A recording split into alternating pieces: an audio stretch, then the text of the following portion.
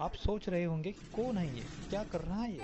ಲಡ್ಡು ಮುತ್ಯನ ಅವತಾರ ಈಗಿನ ಸಂಚಾರಿ ದೇವರ, ಲಡ್ಡು ಮುತ್ಯನ ಅವತಾರ ಈಗಿನ ಸಂಚಾರಿ ದೇವರ, ಸಂಚಾರ ಮಾಡುತ್ತ ಭಕ್ತರ ಮನಿಯ ಬೆಳಕನ್ನ ಮಾಡ್ಯಾರ ಅವರೇ ಲಡ್ಡು